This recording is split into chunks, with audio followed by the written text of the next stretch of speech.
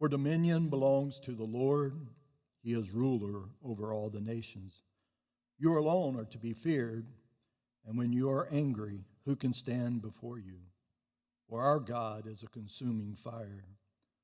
We understand that by faith the universe was formed at your command, so that what is seen was not made out of what was visible. May we say with Job, God thunders wondrously with his voice. He does great things we cannot comprehend. May we serve you with gratitude in our hearts this day, knowing that from you we live and move and have our being. Thank you for our leaders in this house. May you grant soundness of spirit to lead as servants of the Most High. We acknowledge with all humility that you are the sovereign Savior, orchestrating your will over the realm of mankind. We thank you and praise you. Amen. I pledge allegiance to the flag of the United States of America and to the republic for which it stands, one nation, under God, indivisible, with liberty and justice for all. Thank you. Appreciate you, Chapel. Thank you. We're in the roll call. As soon as I find the reading clerk, we'll be in the roll call.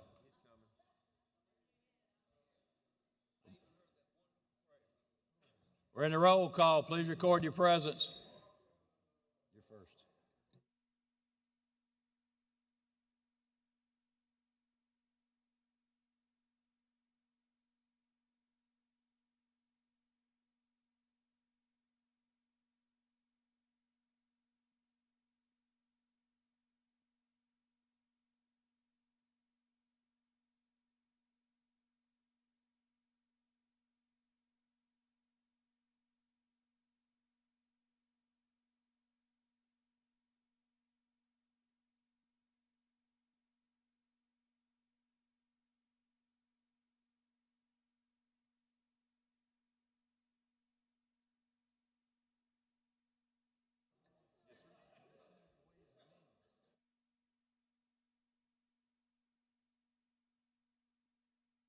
Yes, 1, 2.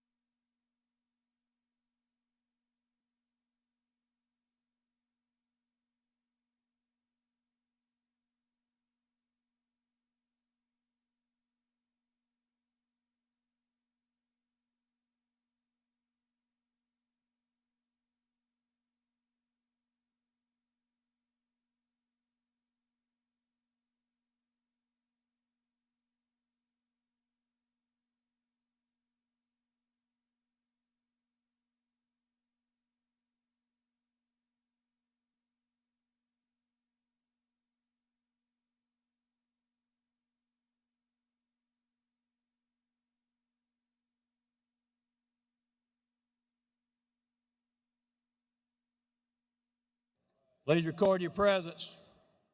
Got some work to do. Got some introductions to make.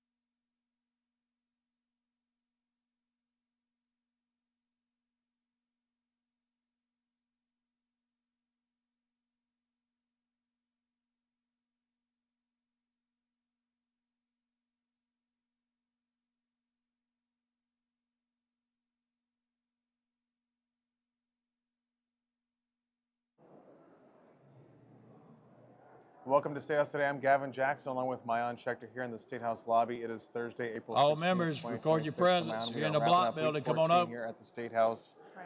We are, what, 4 weeks away now? 4 more weeks left. Till Sine Die on May 12 14th. more days. 12 more working days, Right. including work on the budget in the Senate, too. So we start thinking about how things are going to start shaking out, and these calendars, which everyone keeps saying that they've been working through, but they still seem very large. So I don't really understand what we've been doing. But yesterday, we were talking about it being a pretty winding Wednesday. Didn't really turn out to be too winding. We heard from the Supreme Court Chief Justice John Kittredge give his annual State of the Judiciary address, which was really impactful to a lot of lawmakers. We heard some really good commentary from leaders about that and going forward and helping the judiciary with some of their needs.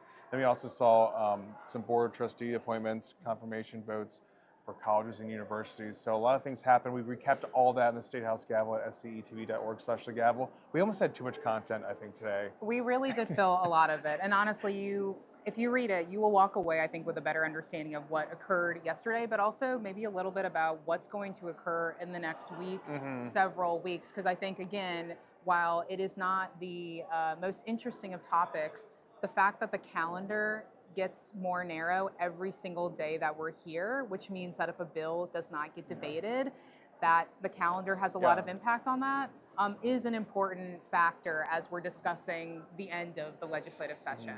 And the House just gavelled in, and the Senate's coming in at 11, so we'll jump to the House shortly. Just want to let you guys know that. And what we were talking about yesterday in the Senate, they did go a little bit longer, probably a little bit into the early evening there. They were talking about that Heritage Act bill, S508, which would expand the Heritage Act to protections to any historical figure who played a significant role in past developments when it comes to history and memorials. So we saw that pass 31-7. There was a lot of back and forth. There was some concern by some members that they were going to have a really late night over amendments, but we saw those amendments getting pulled down, specifically by Charleston Democrat Ed Sutton, who kind of saw the writing on the wall. You know, when you see 1 or 2 of your amendments, they are passionate about trying to change things, trying to get QR codes to give some more context to some of these memorials or monuments, getting shot down the same over and over again. You kind of move on from there and understand where the votes are. So that's what happened there. We did talk to Senate Majority Leader Shane Massey afterwards, a wide-ranging interview, talking about a bunch of different things, including abortion. S1095 is that bill that's working through Senate Medical Affairs right now. That's streaming on scstatehouse.gov. A lot of people have been concerned about this bill. Maayan, you're hearing from both sides. People are trying to see if this is actually going to move through these winding final weeks of session. We're talking about 4 weeks left.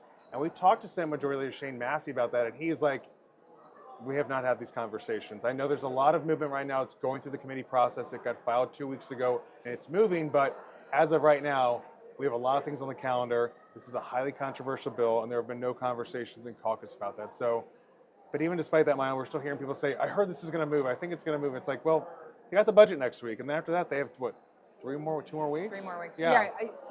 Again, there are so many factors that are working against this bill. Look, the legislature can always surprise us. Yeah. We still don't have a finalized sine die agreement, which is the agreement that kind of confines what the legislature can return post sine die May 14th for. But abortion is not an issue that we're hearing. Again, the calendar is working against this legislation. As you mentioned, the Senate's going to be on the budget most of next week. You really, honestly, even though you have 3 more weeks left of the legislative session, you almost really have 2 weeks left because that final week is going to be just a constant ping-ponging of legislation back and forth. But then you have just the basic, where do both Democrats and Republicans stand? We know that Democrats are going to be against that legislation to begin with. But there are a lot of Republicans who are also adamantly opposed further narrowing the state's 6-week ban, also criminalizing women. It does have the misdemeanor, and then also the fact that it gets rid of those exceptions, as you mentioned. And it's not just the Senate that has issues with getting rid of those. It also is the House. We've seen bill after bill after bill come up in the House on abortion, trying to get rid of those exceptions, and it's just not popular because, again, polling, we're not even talking about Democratic primary voter polling. We're talking about Republican primary voter polling, shows a lot of support for keeping exceptions into the ban. Yeah, so that's, again, what we heard from the Senate Majority Leader, too, in so many words about just the timing of this, where the votes are even on this. There's a lot of debate going on right now in that Medical Affairs Committee. So we'll see if that gets pushed out. But even still, like you're saying, like it has to go through the process, and it just doesn't seem like there's enough time. So it seems like this session's been kind of bookended again by abortion with this bill, which is kind of an amalgamation of some other bills that have not gained traction, including that one that failed to even get out of subcommittee last fall. This bill includes parts of that, then also that abortion-inducing drug bill that passed the House earlier in February. So it seems like that would have been maybe the vehicle to do it, but they wanted to go further, and they're seeing where the votes are, and they're non-existent in a sense. Right, and Majority Leader Shane Massey also said if your goal was to get a contested bill out on the floor, this would have been the week to do it. Yeah. Full committees are starting to wind down because, again, we're in the process where both chambers are going to start debating the other side's legislation that they've been maybe sitting on for weeks and holding on to. And again, we talk about the budget. That is a lengthy debate in the Senate. Also, the budget's got to go back over to the House. Yeah. So that's a day of the House dealing with the budget. So again, we're talking about very, very few days left on the calendar. And it remains to be seen whether I think lawmakers even want to put abortion on the sine die agreement. We've seen that happen before, but that was after the Supreme Court, Yeah. Ruled The Roe Roe v. Wade. decision. Right, and so we're in. It's a different climate right now, and yeah. Yeah, it seems almost like a campaign issue, even though only the House is up for election right now, and of course the gubernatorial race. But honestly, like the more you hear about it, the more I think about it. I don't really hear too much about abortion on the campaign trail. So it seems like this is just really something that we've again been hearing from the folks that are always adamant and passionate about these topics. But again, you're going against this wall when it comes to who's going to support this, where the votes are, where the support is, and it still doesn't seem to have materialized in a sense outside of that abortion-inducing drug bill, which we did see pass along pretty heavily partisan lines in the House. Right, and I think it goes back to Republican Party primary voting. I mean, again, we have seen poll after poll that has shown that most primary voters are in support of the 6-week ban. And again, we mentioned this the last 2 days. Governor Henry McMaster, who signed the 6-week ban into law, has said repeatedly that he does not support narrowing the ban. He believes that the 6-week ban is a good law and that it has the support of most South Carolinians. And so also keeping up with this before we jump back over to the House, we expect to see the House talking about that roads bill next week. Both the House and the Senate version of the bill will be on the floor. There'll be some back and forth on that. We did hear from the House Speaker yesterday on our show, and as well as recapped on the State House gavel, just what he expects to see with that going through. It sounds like that's going to go into conference committee. And again, kind of like what you're talking about, Maayan, a lot of it now, we're out of the committee phase. This was pretty much like the last week for big committee work, unless it's something small, something easy to get through a committee. Other than that, you're going to see what's on the calendars, and that's what you're going to be dealing with on the floor going forward at this point. Right. If they do, of course, pass a sine die agreement, that usually does include, like a clean sine die agreement usually does include being able to deal with conference committees. So there is always a chance that the roads bill, which is an omnibus bill, very, very lengthy legislation that obviously incorporates a lot of different factors as it relates to infrastructure and the state DOT. They could, in theory, take up that bill post-session. The Senate passed a sine die resolution, which does include the opportunity to deal with conference committee reports. So again, that's probably going to be a lengthy debate. Again, we're talking about lengthy. That'll be a debates. long Wednesday. Stay tuned. That could be a multiple day. We could. I mean, it's. I know. Yeah. I'm just saying. There's a lot to it. There's It's reforms. It modernizes. Honestly, there's a lot of it that's structural when it comes to how DOT operates. County transportation committees getting more funding, incentivizing counties to take back state roads. I think there's a lot of misinformation also floating around over there about this because it was broadly supported in the House, in the Senate. There's been a lot of work done on the House bill. They've been working on this since like last year. The House Speaker made that ad hoc committee to craft this bill. So there's been a lot of input, and now we're getting to this critical point where everyone's saying one thing and the bill does another thing, and it's getting a little confusing. I think we're going to see some really passionate debate. But again, even in the Senate debate, like it was about normal debate time for the Senate. It wasn't anyone getting too hung up on too many things. There's a lot of small details and amendments that have been since added to the bill. So I think you're going to see a full court press from SCDOT and others really trying to get this bill through because unlike abortion, I have been hearing a lot more about roads on the campaign trail, and that's something everyone can talk about and agree on. And again, this would be something that would also give the State Department of Transportation the ability to streamline permitting process for environmental issues. Also would give them the ability to create hot lanes, fast lanes in our state so they can get some toll revenue and changing the toll statutes that we have to kind of capture some more revenue. There's nothing about a gas tax increase. The House will add their EV fee increases and things like that to keep up with the Southeastern average. So there's a lot going in that bill. I think it's going to be a matter of communicating and seeing where it goes. But at the end of the day, it seems like it's moving in the right direction. though it is round and round in a sense. It is, right. And I mean, obviously, the House version of the legislation is a little bit more encompassing, dealing with the fees, things like that. And I think the sticking point going with it, want to make it a cabinet agency versus how it's currently appointed. Right. That'll be something. But again, a lot of internal stuff, not so much like, oh, we're going to raise the gas tax. Like that was the big thing in 2016 and 2017 that took years to get done. This is a little bit more internal, maybe more minutia going on. But again, Right. I think, again, a lot of folks are going to be coming from their specific districts. Their districts have a lot of needs. They're probably going to be coming to the floor with those needs under some kind of amendment. And whether that's around the areas of local control or fees, I mean, there is the opportunity to see a lot of potential want for changes in legislation like this. It's been a while since the House debated such a large roads bill. So for a lot of folks, this is their first every 10 entry years, point into every it. 10 years, it seems like we're restructuring DOT. I think we kind of covered everything. I'm trying to think about what else we heard from Senate Majority Leader Massey. We did have an extended conversation with him yesterday. I'll say we talked about this a little bit before, that they were interested in taking up this gang RICO bill. S-76. Senate Majority Leader Shane Massey told us yesterday that bill is not going anywhere this year, but they will start a conversation around Senator Tom Davis's legislation dealing with concurrency, development, land.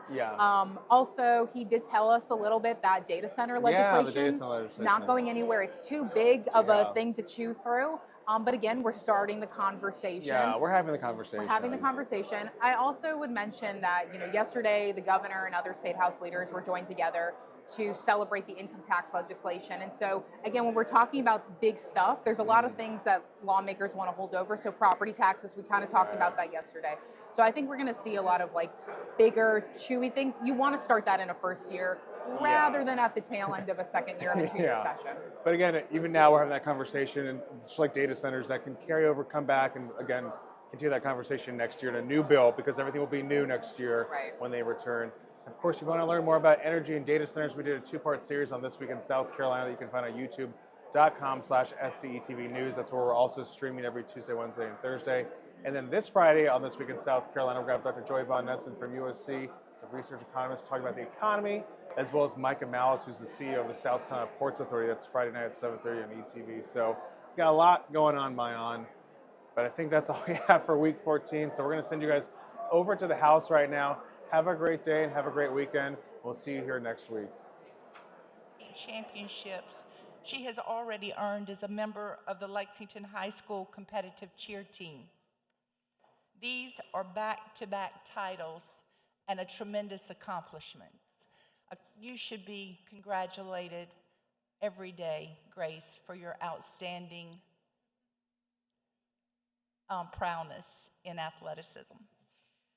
The confidence of a wrestler is a blend of physical and mental conditioning. It demands individual excellence and fortitude. The mindset fosters resilience and the ability to perform under pressure. Grace has battled her way to the top of her class with determination and hard work, which she makes look easy, as you can see from her excitement on the mat. Grace, once a Wildcat, always a Wildcat. By this resolution, the South Carolina House of Representatives recognize and honor Grace Beeson, a Lexington High School wrestler, for an extraordinary season, and congratulate her for winning the 2026 Division 5A Girls Wrestling State Championship in the 125-pound division. Members, please join me in applauding Grace Beeson of LHS on her excellence in girls wrestling. Congratulations, Grace. Job well done. Congratulations. Proud of you. Job well done. Thank you very much. You and your family and coaches are to be commended for that. Representative Martin is recognized. The House will stay in order. We still got some more introductions to go. Representative Martin's recognized. Thank you, Mr. Speaker. Can I get the back-to-back state champions, the Catawba Ridge Copperheads, to please stand up?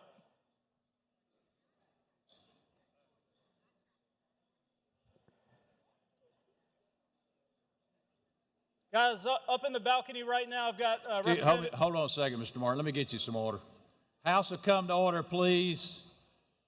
House will come to order. These are special folks that have been invited to the State House. Let's show them some respect. Thank you, Mr. Speaker.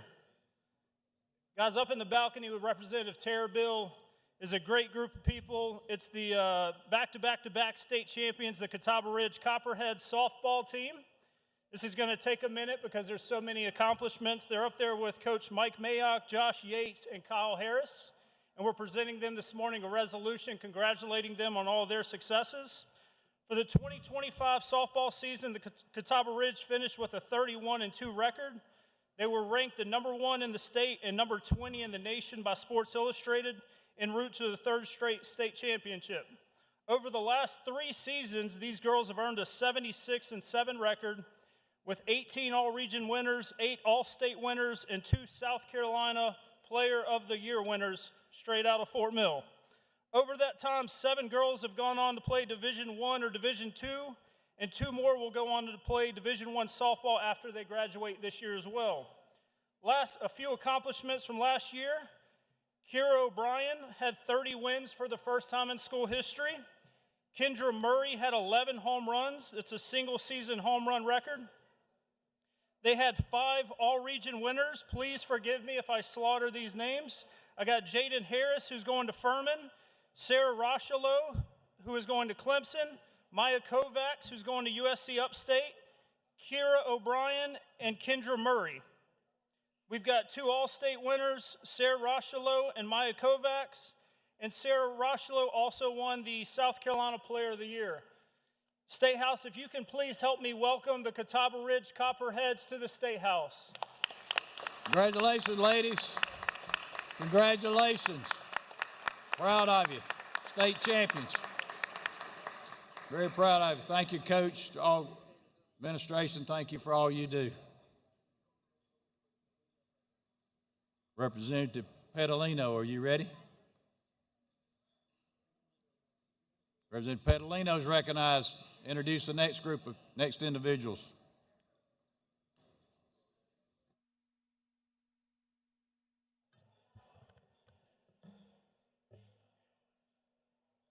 Thank you, Mr. Speaker. Hold on a second. House will come to order. Getting a little noisy again. House will come to order. Got some more special guests. Representative Petalino, you're recognized. Thank you, Mr. Speaker. This morning, I want to recognize 4 outstanding 4th graders from Walker Gamble Elementary School in Turbyville: Lawson Cannon, Knowlton Carter, Wade Ingram, and Rayvon Kersey. These young authors won the group division of the 2026 South Carolina Children's Book Challenge, which is a statewide program sponsored by our electric cooperatives that invites students to write and illustrate a book about the day in the life of a line worker. Nearly 200 books were submitted from around the state.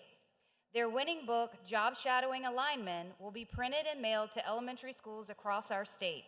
Please join me in congratulating these students and their teacher, Ms. Lauren Kinlaw, along with Santee Electric Cooperative for sponsoring this local challenge. Hey, congratulations, young people. Way to go. Look forward to seeing your writing one of these days. Thank you very much, teacher, for taking the time to work with them. We appreciate it. Thank you very much.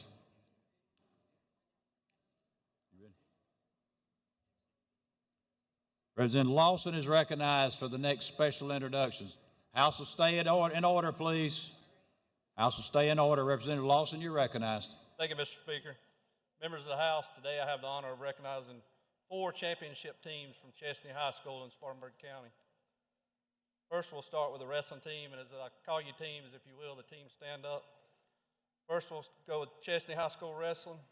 They completed a historic 2026 season, finishing with an outstanding 21-1 overall record while capturing both the South Carolina High School League 2A Dual Team State Championship and the 2A Traditional Individual State Championship. The Eagles secured the Dual Team State Championship with a dominant 70-12 victory over Edisto. At the individual state tournament, Chesney delivered a record-setting performance, scoring 229.5 points, the most in AA program history, and the highest total in the classification over the last 20 years. Chesney crowned 4 individual state champions. If you will, raise your hand up there. Bryson Chappell in the 120-pound division, Cullen Bradley in the 138, Thad Gerstenacker in the 144, and Quentin Gerstenacker in the 150, while also producing 3 state runner-ups in Tavian Pissarro, Tyler Henderson, and Timothy Nscheko, along with additional placers, Grayson Luzniak and Christian Barrow. 9 Eagles earned all region honors, and Quentin Gerstenacker was named Most Outstanding Wrestler of the state tournament, as well as Region Wrestler of the Year, while head coach John Rentz earned the distinction. Sorry about that. Got lost on my page here. They earned the distinction by placing 4th and 7th in the nation, respectively, highlighting a season defined by dominance, depth, and championship excellence. In the balcony, we have Representative Long with head coach John Rentz, athletic director James Hite, and Chesney High Principal Stephen Pizarro. If you would, please give them a hand and welcome them to the State House. Yeah, I got all messed up there. Congratulations, guys. Job well done. All right. Mr. Lawson's recognized again. I think he's got a few more to go here today. I do, 3 more. Next, we'll recognize Chesney High School girls golf team.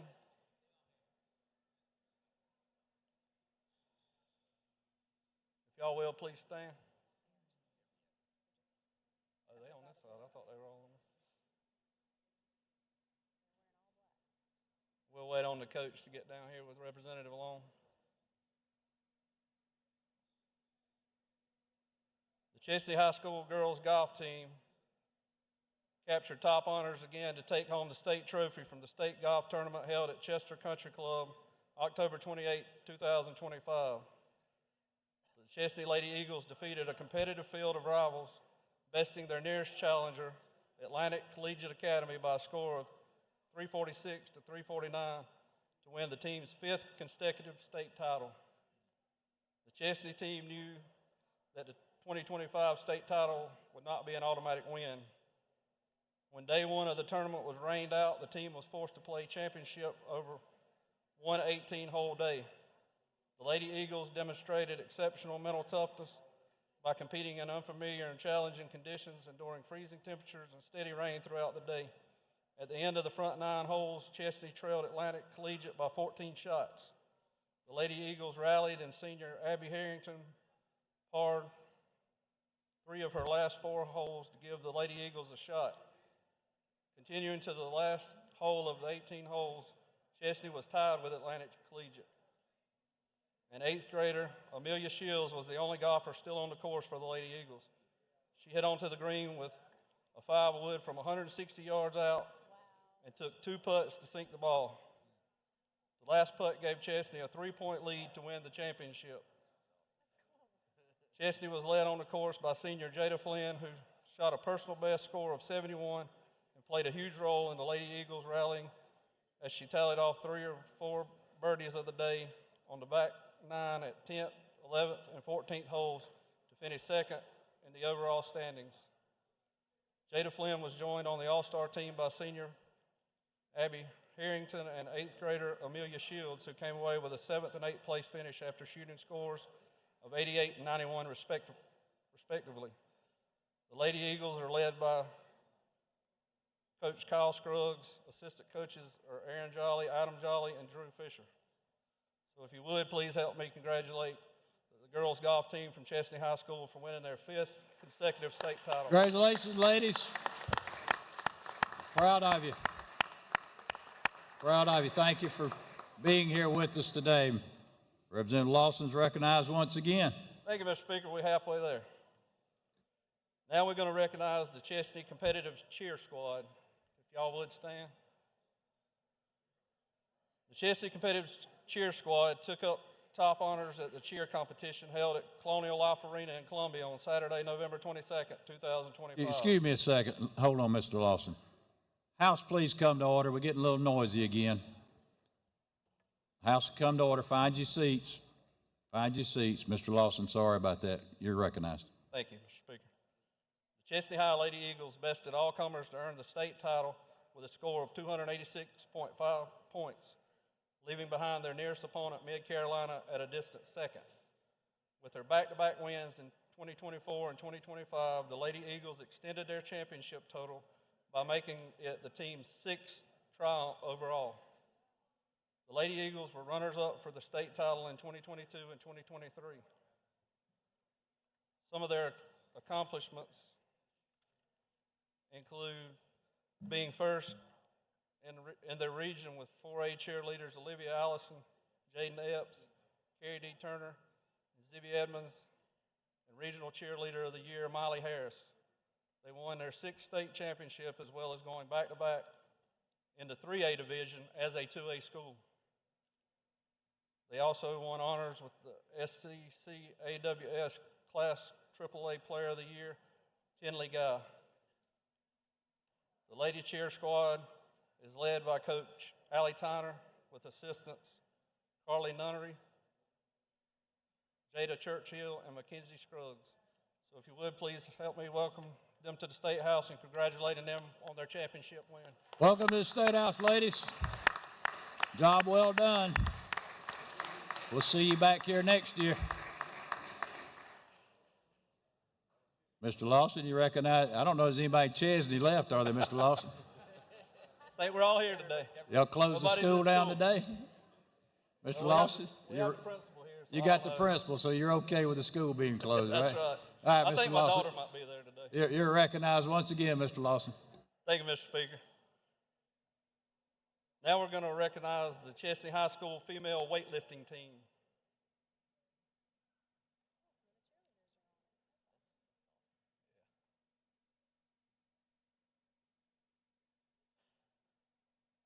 On November the 8th, 2025, Chesney was crowned the AA Team State Champion by the South Carolina Strength Coaches Association.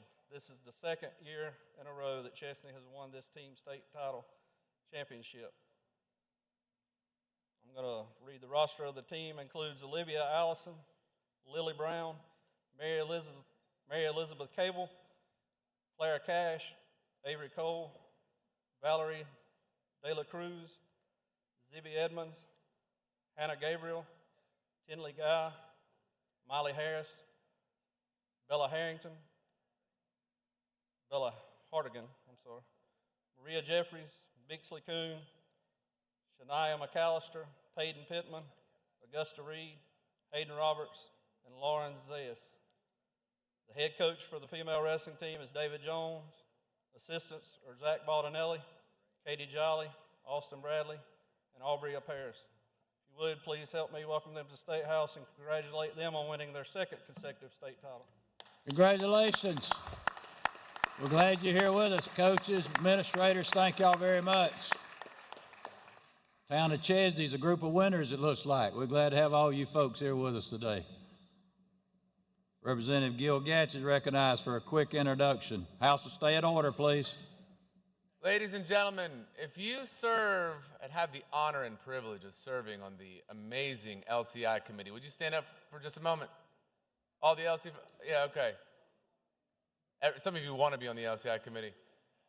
LCI and the rest of the body, would you please join me in saying happy birthday to the man, the myth, the legend, the one who keeps us going every day, Brian Triplett. Hey, happy birthday, Brian. He is 25 years old. Yeah, right there. Are they here? They're here, but they're not on the balcony yet. I'll let you know. Happy birthday, Brian. They'll help you get up from that seat whenever you need some help. We'll send some security to help you get up off that chair. Good. You ready? Ms. McCrae, you ready? Are you ready? Who's going?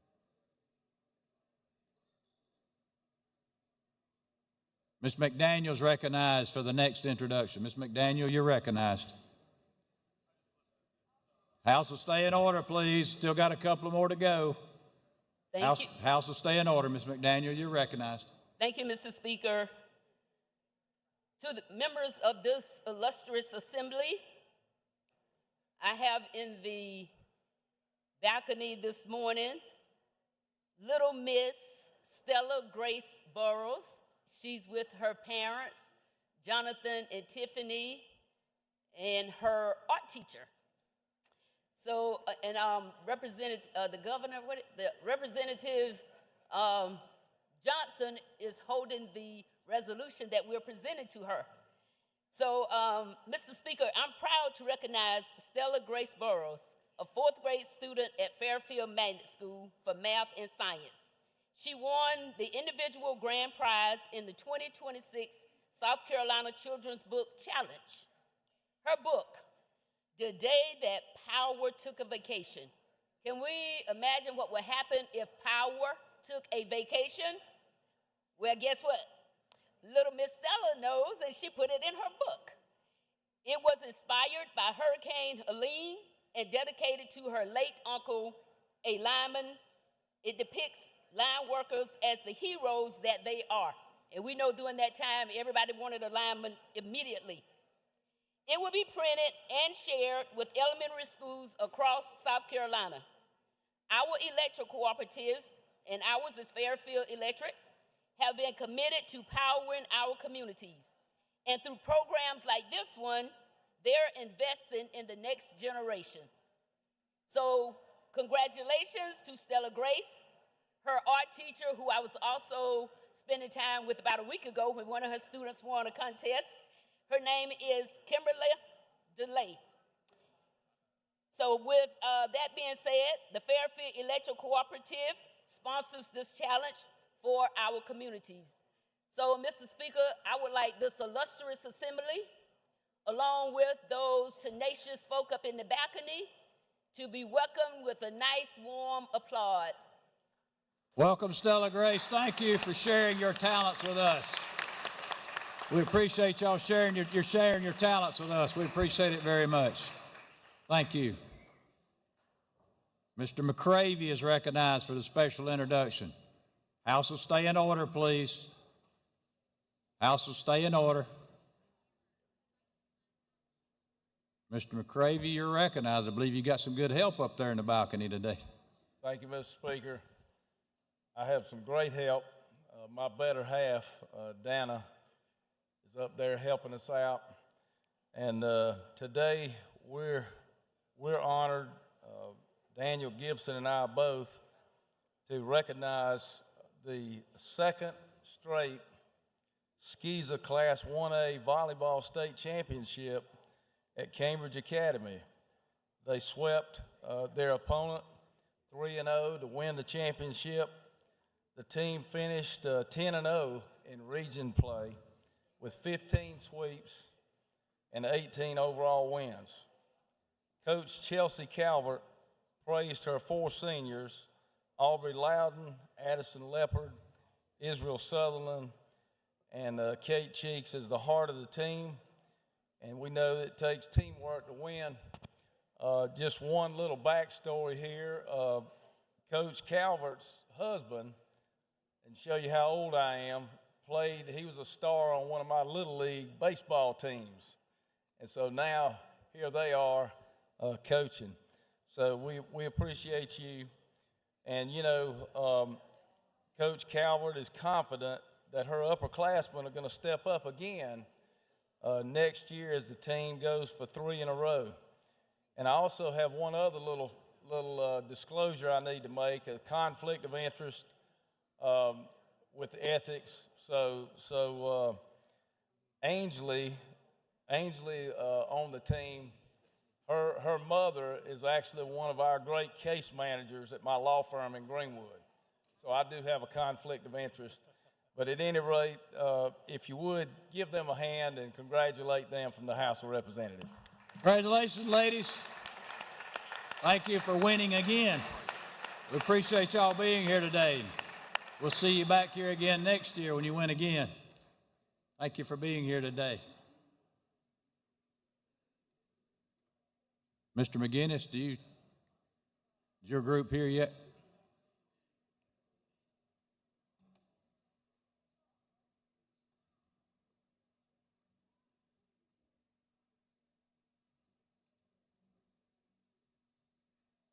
stand at ease while we rotate through the balcony.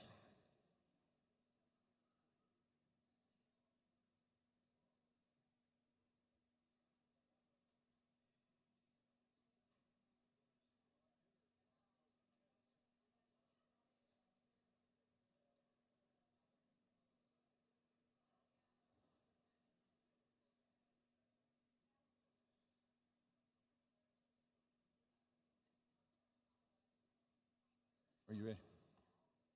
Ms. Terabile is recognized. Her second group got through there, so we're ready to go with some help from Representative Martin. House will stay in order, please. You're recognized, Ms. Terabile. Thank you so much, Mr. Speaker. Members of the House, today I rise with my colleague, David Martin, to recognize a group that makes our Fort Mill community incredibly proud. From Fort Mill High School, please help us welcome Coach Adam Murillo and the Fort Mill Yellow Jackets wrestling team who are joining us today. Representative Martin is up there presenting them a resolution. This team didn't just have a great season, they made history. They finished 31-0, their second straight undefeated season, and secured their fourth consecutive state championship, Class 5A Division II state championship title.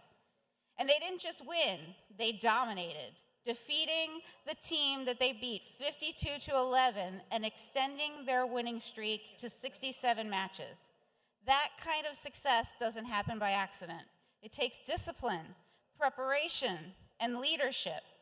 Coach Murillo has built a program that produces not just champions on the mat, but young men of character and accountability off of the mat. To the wrestlers, what you've accomplished represents your school, your families, and our entire Fort Mill community. We are incredibly proud of you. Mr. Speaker, we ask that the House join us in congratulating this team on an extraordinary season and a well-earned state championship. Thank you. Welcome to the State House. Thank you very much. We appreciate all y'all do. Congratulations. Job well done. Proud of you.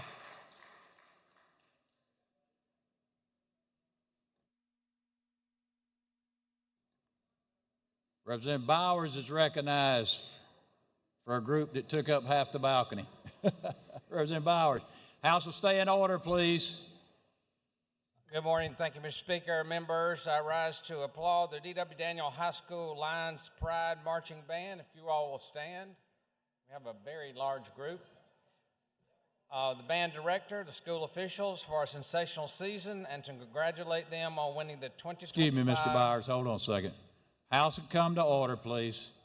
If you have a conversation, you need to take it outside, please. Give Mr. Bowers the respect that you would expect from you. You're recognized. Thank you, Mr. Speaker. I congratulate them on winning the 2025 South Carolina Band Directors Association Class 3A State Championship title. Congratulations to Band Director Chaz Paxton and Maggie Walters and all the students. It's my pleasure to recognize these fine musicians, and we look forward to hearing of continued accomplishments by the Lions Pride Marching Band in the years to come. Please rise and help me welcome them to the State House. Welcome to the State House, Daniel. We're glad to have you with us. You got a good directory started in Pickens. We know all about Mr. Paxton, so we're good to see you. Thank you very much for being here. We appreciate it very much. Any other announcements? Any other announcements? Representative Cobb Hunter is recognized for the next announcement.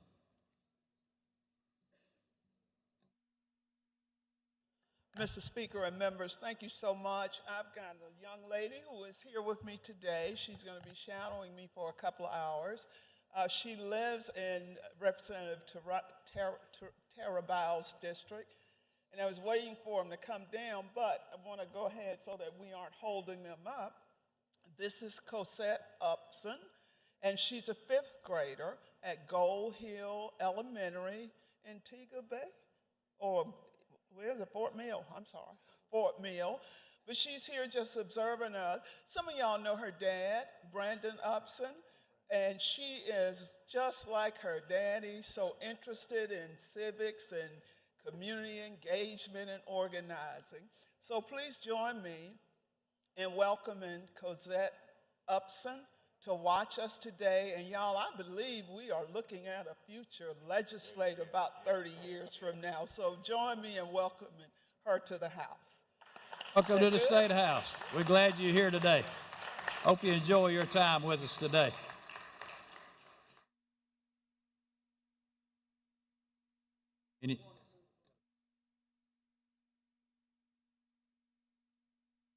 Any other introductions? Any other introductions?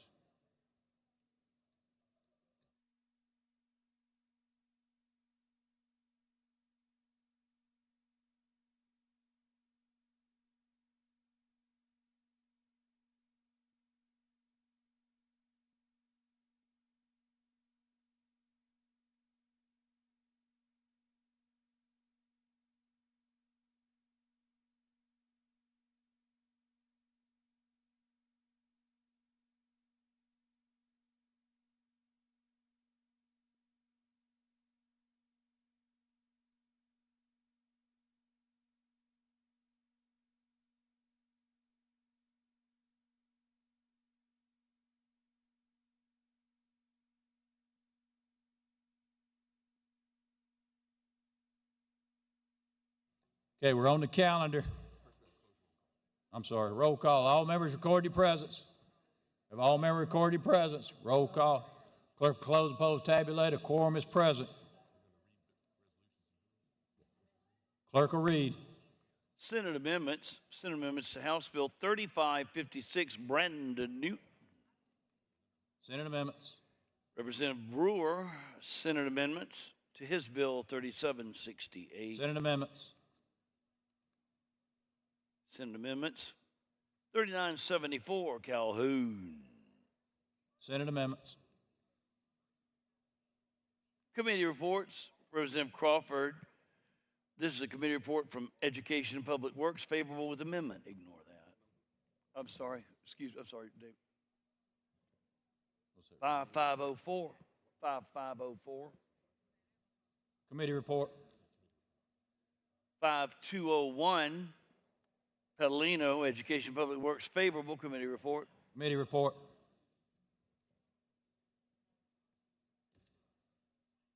Rutherford, House resolution expressing sorrow for the passing of LaRon Bernard Brown of Florence. Mr. Rutherford asks unanimous consent to add the roll house. Any objection? Hearing none, so ordered. Hewitt Anderson, recognizing Jim Fitch. Representative Hewitt asks unanimous consent to add the roll of house. Any objection? Hearing none, so ordered. Hager, honoring Francis Asbury Quinn Lawton V. Mr. Hager asks unanimous consent to add the roll of house. Any objection? Hearing none, so ordered. Ms. Landing, an introduction. This is a House resolution pertaining to infrastructure, electromagnetic pulses, and other matters. Invitations. Ms. Gilliam, Ms. Bernstein, DOT, name a section of the interstate. Invitation. Senate 1108, Rankin, concurrent resolution naming a portion of Fred Nash Boulevard. Invitation. Invitations. Burns, Magnuson, legal tenders for debits and private personal expenses. Ways and Means. Ready for the calendar when you are. We're on the calendar. We're on page 8. We're on the calendar. Third reading.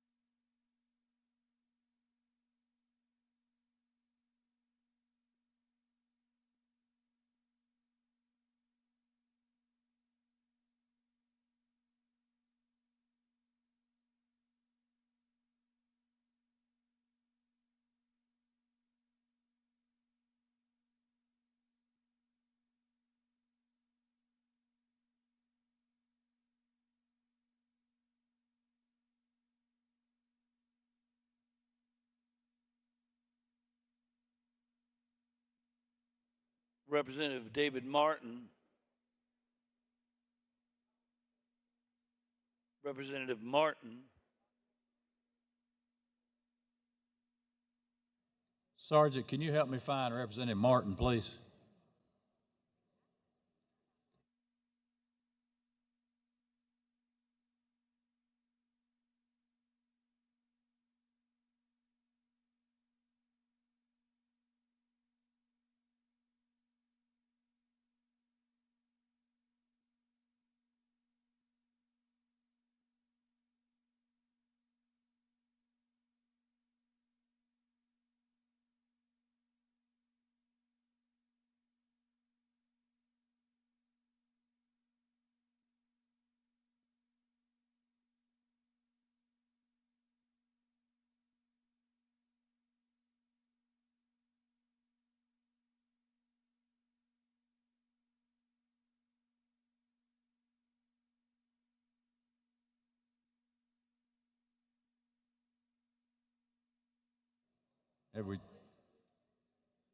He may be outside getting some pictures made with his school groups.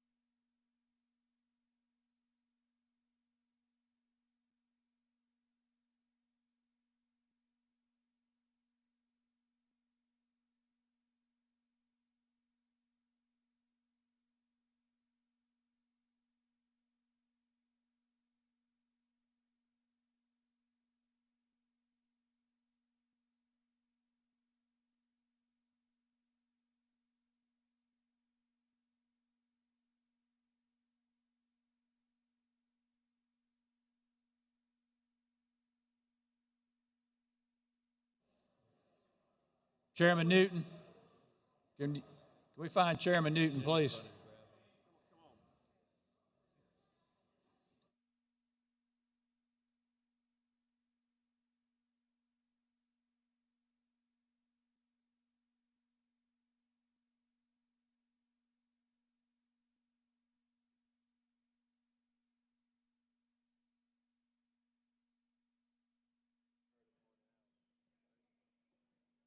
Reading. Clerk will read. We have a Senate introduction 866, Elliott Municipal Tax Relief Act. Ways and Means. We have a new introduction, Senate 508, Monuments, Memorials, and Nomenclature. Judiciary. Senate amendments to House Bill 3924. Got it? Senate amendments. New introduction by Mark Smith. State agencies, governments, purchasing, leasing, and debits. Ways and Means. Mr. Martin, Representative Martin and others, providing York County School District 4, York County only. House will come to order. House will come to order. Mr. Martin, what purpose do you rise? House will come to order. Mr. Martin. Hello. Thank you, Mr. Speaker. Mr. Speaker, I would ask for unanimous consent that joint resolution goes without reference, please. Can you explain why? Yes, sir. This is the local delegation is all signed off on this. This is a single issue that only affects one school. I've been working with the Department of Education. Kids in the school district had to miss 2 days of school as a result of a chemical spill that happened at an adjoining property. And they're being asked to make up those 2 days of school on back-to-back Saturdays. This would waive that 2-day requirement, and the entire local delegation has already signed off on it. Mr. Martin asked that this joint resolution pertaining to a school in York County, correct? Yes, sir, in Fort Mill. That it go without reference. Any Yes. objection? It'd be placed on the counter. No objection. Thank you. So moved. Mr. Gatch, what purpose you rise? What's that? He's just reading that across? That's correct. We're not in unanimous consent request. Thank you. Next, we have a new introduction by Representative Williams. It's a joint resolution pertaining to State Fiscal Accountability Authority.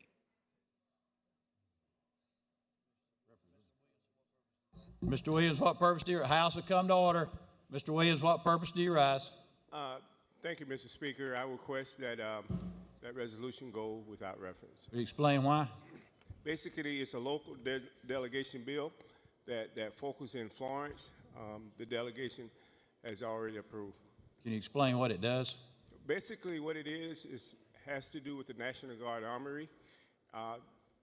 Throughout the state, the National Guard is giving up some of their armories and donating them back to the town or back to the county for local services. Mr. Williams asked that the joint resolution go without reference, and he's explained it. Any objection? Seeing none, to be placed on the counter. Clerk will read.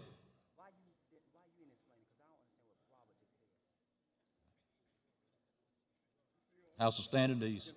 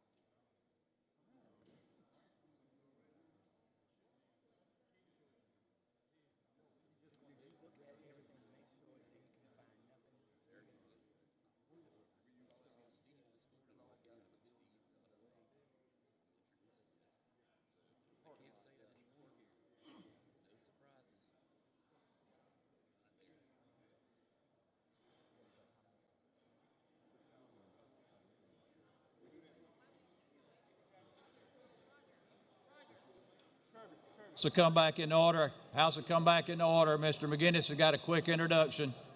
House will come back to order. Shh. Help us out here, Mr. McGinnis. You're recognized. Thank you, Mr. Speaker. And today is the 5th annual Higher Education Day at the State House.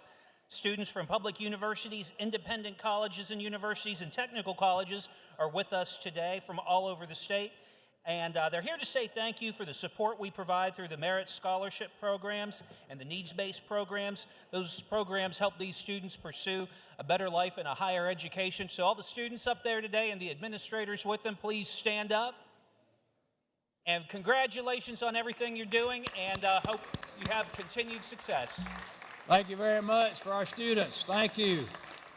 And adults that are working with them. We appreciate it very much. Good to see all y'all. Hope you enjoy your day here. We're now on bottom of page 8. We're through with introductions. Now we're on third reading, statewide uncontested bills. Clerk will read. Senate 337, Rickenbach. We have Ag. It was recommitted and came out favorable. Question is third reading on Senate Bill 337. All in favor say aye. All opposed, noes, and the ayes have it. Senator Grooms has a bill 463, and it was agriculture favorable, adopted amendment. Question is third reading on Senate Bill 463. All in favor say aye. All opposed, no, and the ayes have it. By a vote of 1-0. The next bill, sir, is Senate 032, Grooms, Ways and Means favorable, adopted amendment. Question is third reading on Senate Bill 32. All in favor say aye. All opposed, no, and the ayes have it. Next bill on the bill is Travis Moore and others. This House 4611, Ways and Means favorable as is. Question is third reading on House Bill 4611. All in favor say aye.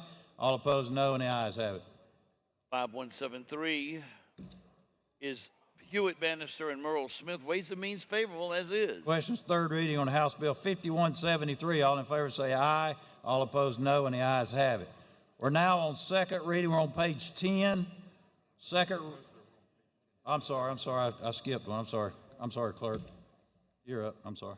3771, Hartnett, LCI favorable, adopted amendment. Questions, third reading on House Bill 3771. All in favor say aye. All opposed, no, and the ayes have it. Now we're on second reading. Statewide uncontested bills. We're in the middle of page 10. There you go. This is new language. Clerk will read.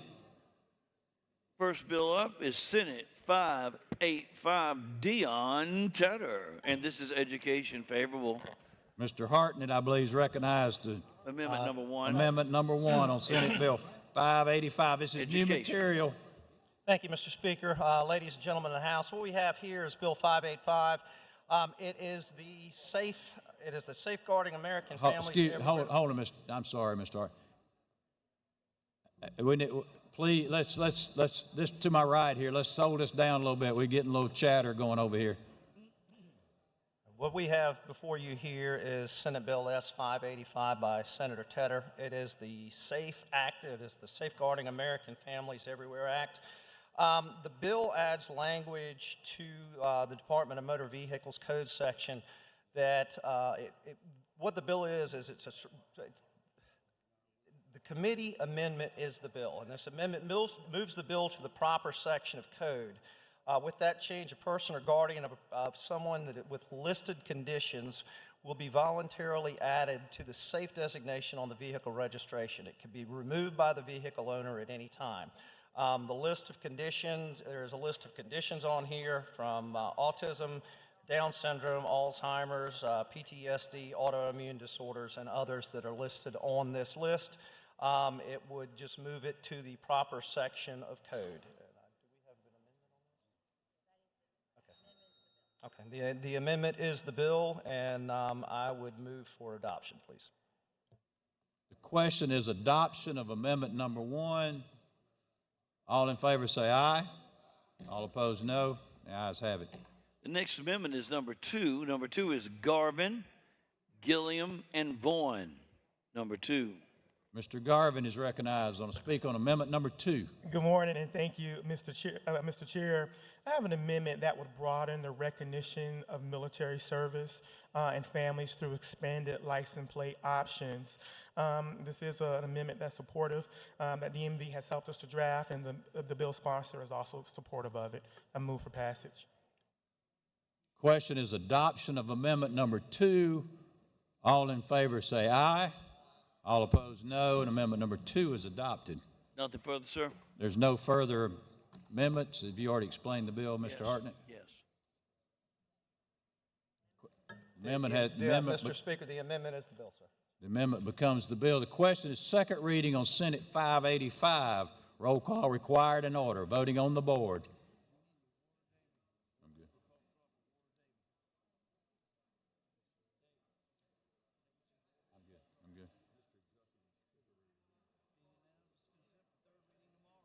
Is that what you want?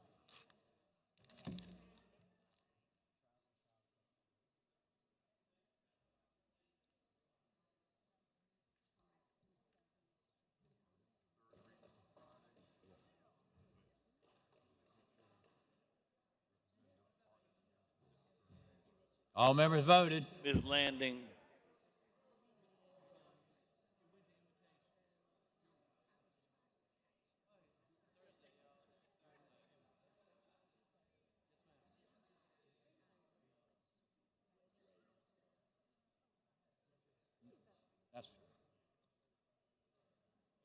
All members voted that wish to vote.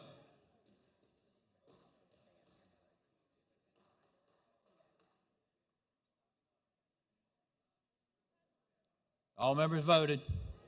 Any objection to cutting the roll call short?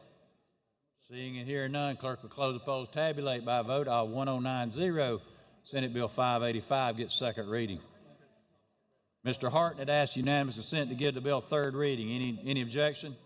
Seeing and hearing none, so ordered. Hallelujah. Clerk will read. We have Mr. Haddon's bill next, 3408. Many others. Judiciary has passed it favorably with amendment number 1, which is judiciary. Number 1. Mr. Hewitt moves to 24-hour. On a sustain. Hewitt, 24. Yep. Next bill is 3597, Robbie Robbins and Moore and Pope. Judiciary favorable as is. Mr. Hewitt moves to 24-hour. House Bill 3597. Point of sustain. Mr. Hewitt.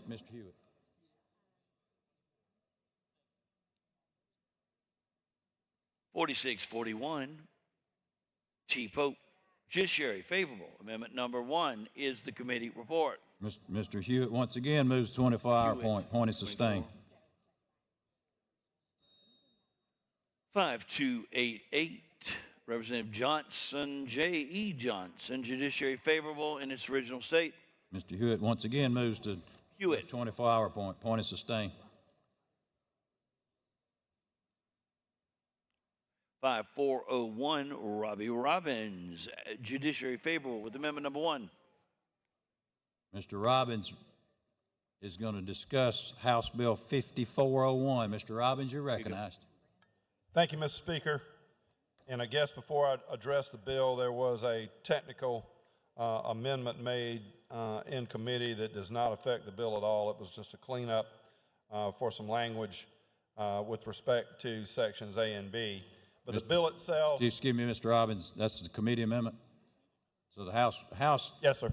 So the question is adoption of amendment number 1. All in favor say aye. All opposed, no, and amendment number 1 is adopted. Nothing now further. Mr. Robbins is recognized to speak on the bill as amended. Thank you, Mr. Speaker.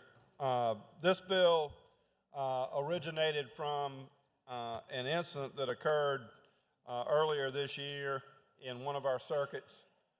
We had the language that is at the heart of this bill is already in law, and any bonding company has to be certified by SLED. They have to be registered and certified with SLED. A bonding company was operating with probably, I'd say, roughly 100 defendants. They were not certified. They were using an out-of-state company to provide the monitors. The bonding company did not pay the out-of-state vendor, so the out-of-state vendor shut the monitors off, and we had roughly 100 defendants in that circuit that were unmonitored for a brief period of time. Fortunately, the solicitor's office was notified, and they were able to get the bonding company in front of the circuit court. But again, unfortunately, the circuit court did not have any penalties they could assess because of the way the statute has been written. And so this bill adds penalties for failing to certify with SLED and really cleans up this situation so that if we have anybody in the future that does not get certified or makes any kind of false representation to SLED in that certification process, this statute now will have penalties that the circuit court can assess to any non-compliant bonding company. That's essentially the bill, Mr. Speaker. Mr. Robbins has explained the bill as amended. You have a question? You want to take questions? Mr. Williams is recognized for a question. All right. Thank you, Mr. Speaker. I got just a couple questions as relates to the new offenses. What are some of the new offenses for this particular bill? I can't hear you. There it is. My hearing's bad, Mr. Williams. The question is, this bill established new offenses. And I'm asking you, what are some of the offenses in which this bill established? And also, how long did you made the story of the individuals was unmonitored. How long were they unmonitored since the monitor was cut off? All right. I wouldn't classify it as offenses. I think it is a failure to be certified by SLED. But yes, I can see how you would call it that way. But yes, that is a new offense if you want to use your terminology. I don't know the exact time that they were unmonitored, but it was probably within a few days to a week. Okay. Yes, sir. Would you be amenable to let's 24-hour this bill until, I see one of your partners shaking his head, but what's that? It's a misdemeanor penalty. It's a pretty, I think, a straightforward bill. I'd like to get it done today. Will you work with me? What you want to do? My subcommittee chair tells me we need to move for passage. Okay, I request a debate. Mr. Williams requests debate. The question is second reading of House Bill 5401. Roll call required in order of voting on the board. Second reading House Bill 5401. I'm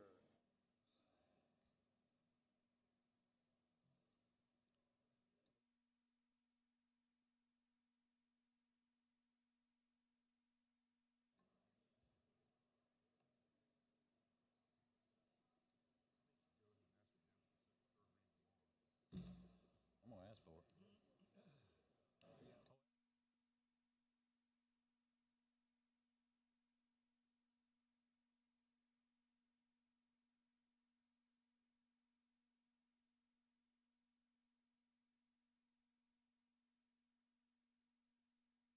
During the roll call, Representative Long has a special introduction. House, stay in order, please. Representative Long, you're recognized. Thank you, Mr. Speaker. Members, in the balcony today visiting with us is Vice Chancellor R.J. Gimble from USC Upstate and several students from USC Upstate. Can you all stand for us so that we can recognize you? Thank you for coming and joining us down here today. Good to see you all today. Thank you for being here with us. Good to see you today. Hope you enjoy your visit. All members voted. All members voted. Any objection to cutting the roll call short? Seeing and hearing none, clerk will close the polls and tabulate by vote of 1020. House Bill 5401 gets second reading. Representative Robbins asks unanimous consent to give the bill third reading tomorrow. Is there objection? Seeing and hearing none, so ordered. 3047, Moss. Judiciary. Favorable. Amendment number 1, the committee report. Judiciary. Mr. Hewitt requests 24 hours. Point is sustained. We're now in withdrawal and objections, requests for debate. Are there any withdrawals, rejections, requests for debate? Seeing none. Now we're in unanimous consent request period. Any unanimous consent request period? Mr. Lowe. Thank you, Mr. Speaker. I have a unanimous consent request, Bill 5506, to remove it from the Ways and Means and put it on the calendar. Chairman Bannister approves of this. This bill deals only with the Florence Regional Airport and how appointments are made to that board. Mr. Lowe requests unanimous consent request to withdraw House Bill 5506 from the Ways and Means Committee and have it placed on the calendar. Mr. Kilmartin objects. Oh, I'm sorry, I wasn't object. I'm sorry. Mr. Kilmartin does not object. He's waiting on me to recognize him. Any objection? Seeing and hearing none, so ordered. Mr. Kilmartin, now you're recognized. I'm sorry. My mistake. Yes, I'd like to get unanimous consent to get Senate Bill 1020, take it from the delegation, the Lexington County delegation regarding partisan school board elections, and get on the House calendar. Mr. Kilmartin requests that Senate Bill 1020 be removed from the delegation and brought to the House and placed on the calendar. Ms. Wetmore objects. Any further? Ms. Edgerton.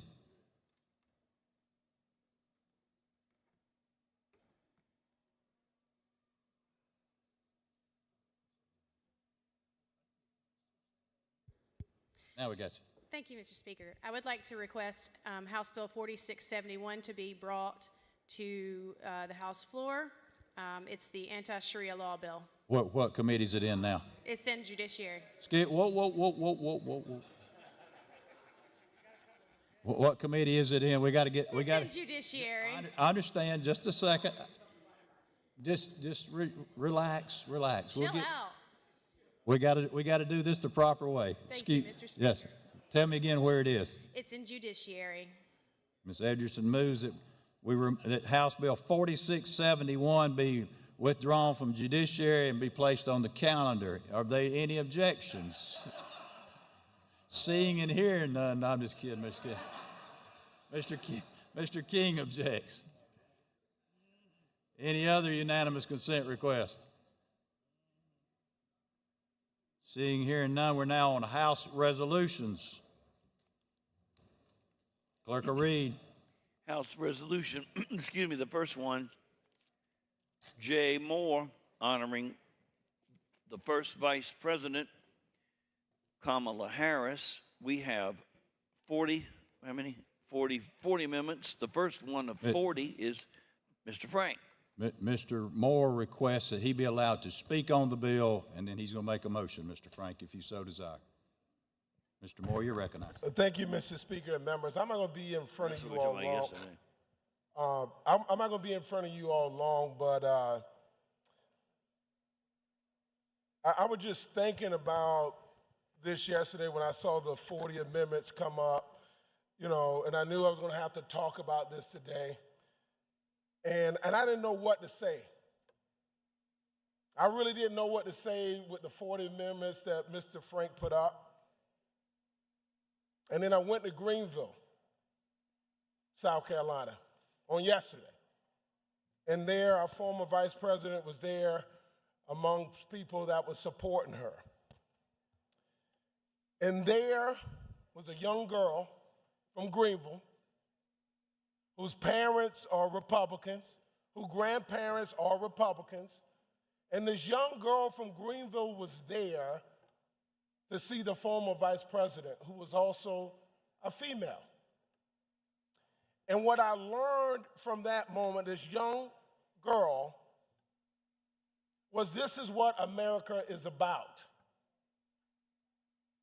Young people, people with more experience, it's about all of us working together, collaborating, being together with each other.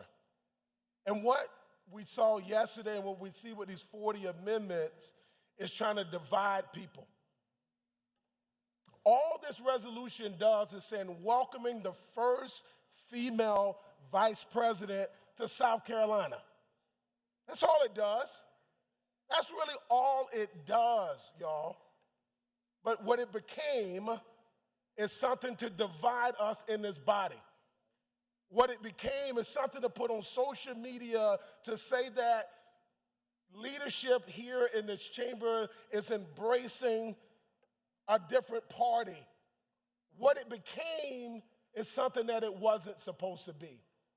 It was a resolution saying that we're honoring the first female vice president to the state of South Carolina. That is it. It's not controversial, but it became that. We're living in a society now, in a time now, where you get clicks and likes based on being divisive.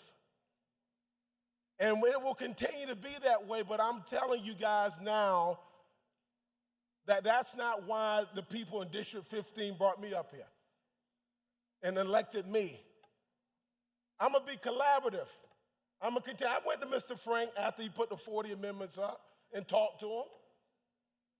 And he said the reason he did is he said, y'all are calling him racist. I never called Mr. Frank racist. I never did that. Nor did this resolution have anything to do with the former vice president's race. It had nothing to do with that. It was welcoming the former vice president to South Carolina. That's it. That's all. But it became a political tool so people can get likes on X and get shares to make them feel special, to make them feel like they're real Republicans. What does that mean, y'all? Who cares?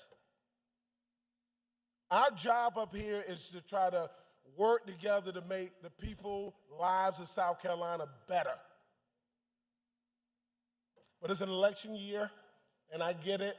I'm not going to take questions. And to honor the vice president, to honor every elected member in this body and across the country, the right thing to do is for me to make a motion, Mr. Speaker, to recommit this bill to invitations because it just makes most sense to me. But I wanted to give a few minutes to say that, guys, for me, this wasn't a political maneuver of just me saying welcoming the vice president, former vice president, back to South Carolina. So I make a motion to recommit this to invitations. Mr. Moore insists on there's not any questions for Mr. Moore. He's already made a motion. He insists on his motion. He makes a motion to recommit the bill back to invitations. All in favor say aye. All opposed, no. It's been recommitted.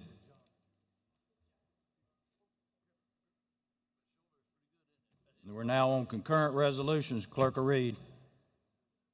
Right.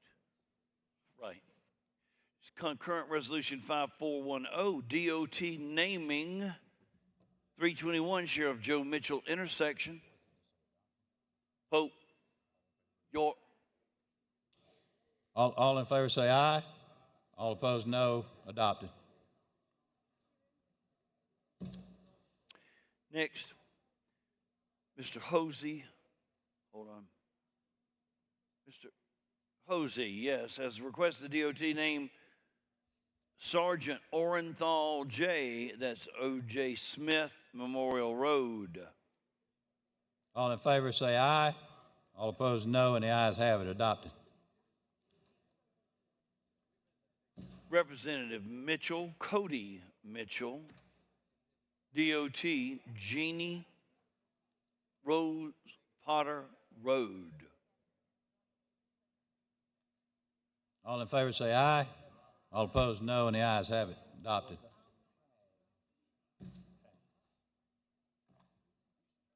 Bill Haley. Senate 729. Senator Graham.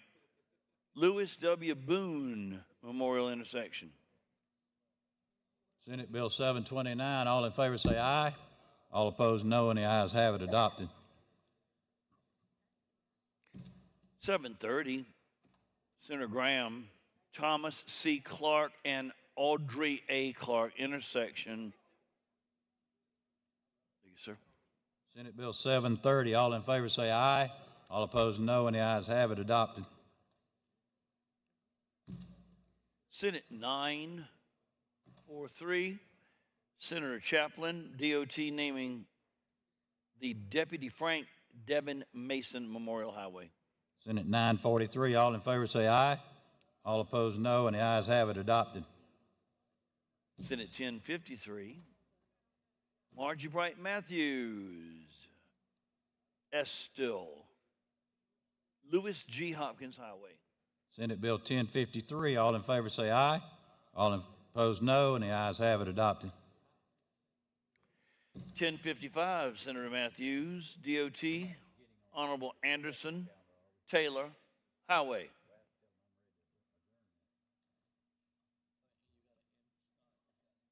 Senate 1055. All in favor say aye. All opposed, no, and the ayes have it, adopted.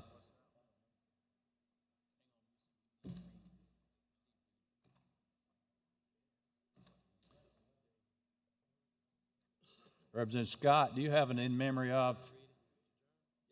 Mr. Scott, what purpose do you rise today? Thank you, Mr. Speaker. Mr. Speaker, I request that when the House do adjourn today, that we adjourn in memory of Mr. Pearl Fryer. Mr. Pearl Fryer was a renowned topiary artist from the city of Bishopville. He was a true community treasure and a beloved son of the city of Bishopville. Mr. Fryer passed away on April the 4th, 2026, at the age of 86 years old.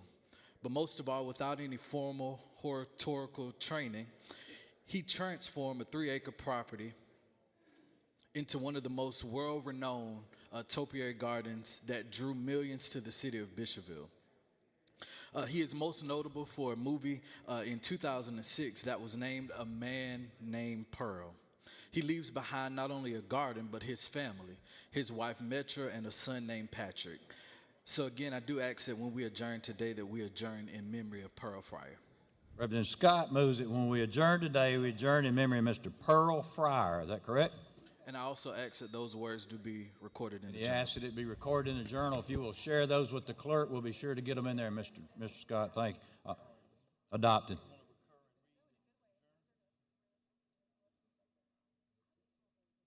Mr. Guffey wishes to have a special introduction. Mr. Guffey, you are recognized. Thank you, Mr. Speaker. Today in the chamber, my wife just walked in with my 7-year-old Callahan. Many of you that might remember him, he can't smile right now, he just got out of the dentist, but he's sitting over there and was excited to be able to come down. Luckily, they're getting here right here at the end, but if y'all would help me welcome them to the State House. Welcome to the State House. Welcome to the State House.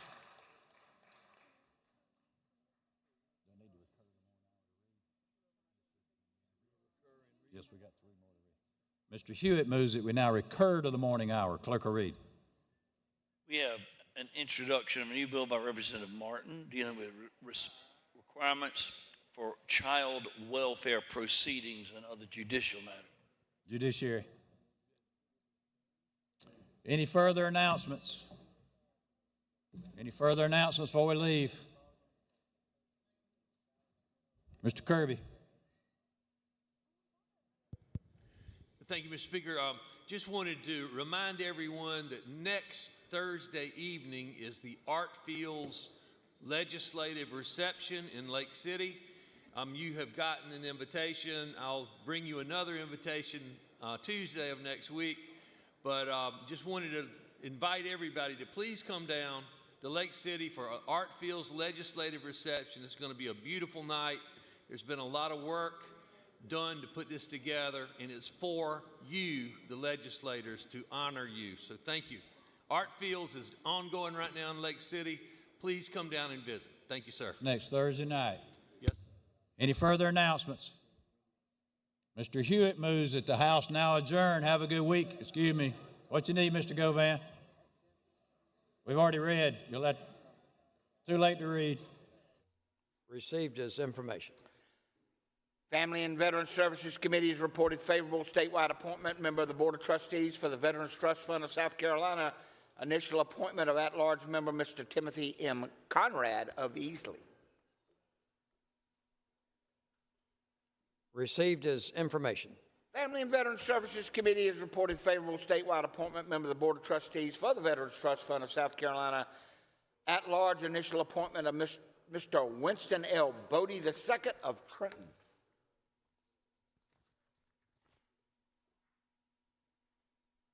Received as information.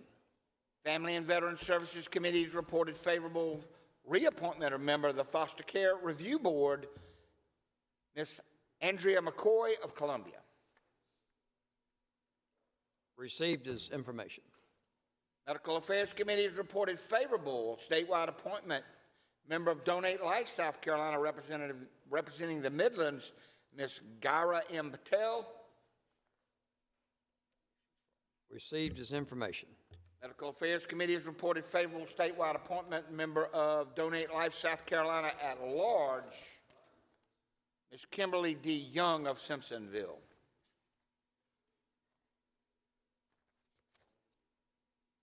Received as information. Medical Affairs Committee reports favorable statewide appointment member of the State Board of Medical Examiners at large representing the public, reappointment of Ms. Mary J. Richardson of Columbia. Received as information. Medical Affairs Committee has reported favorable statewide appointment member of the State Board of Medical Examiners at large representing the doctors, reappointment of Dr. Theresa Mills Floyd of Chapin. Received as information. Medical Affairs Committee reports favorable reappointment of the member of a member to the Board of Podiatry Examiners representing the Central District, Mr. Joseph Moran of Columbia. Received as information. Senator from York, Senator Clymer, what purpose do you rise, sir? Thank you, Mr. President. I rise for purposes of an introduction. You're recognized, sir, for introduction.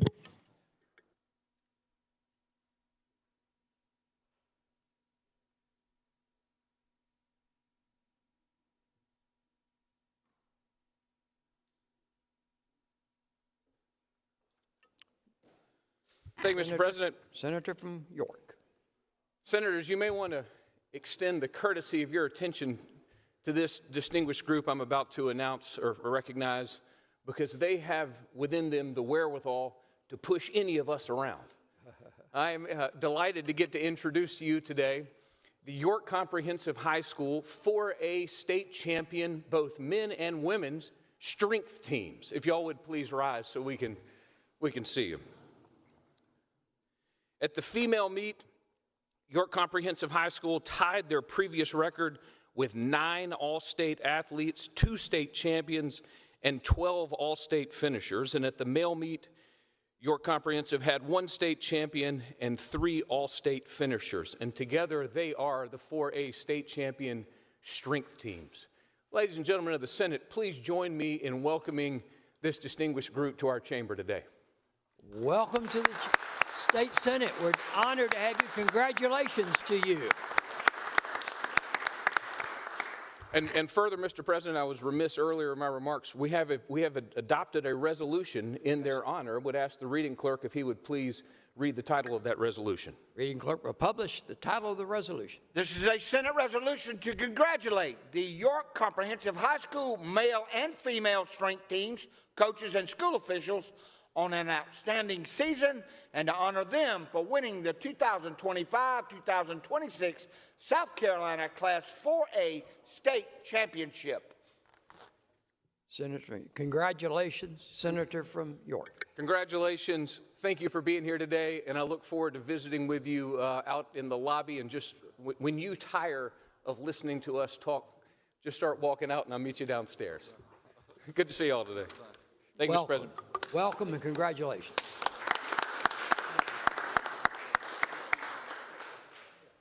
We continue to be in the box. Ask the reading clerk to continue to read. The Medical Affairs Committee has reported favorable on a statewide appointment member of the Board of Examiners in Speech Language Pathology and Audiology, reappointment of Dr. Jason Wigand. Dr. Wigand is from Lexington. Received as information.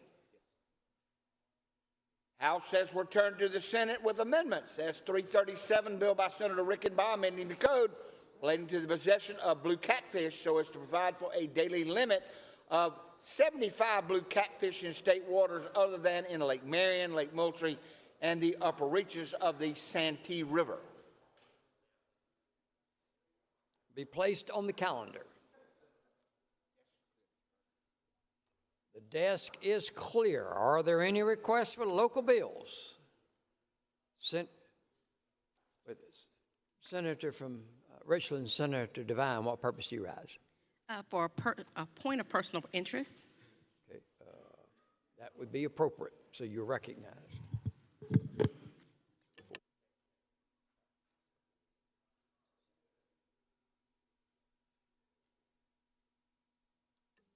Senator from Richland, Senator Devine.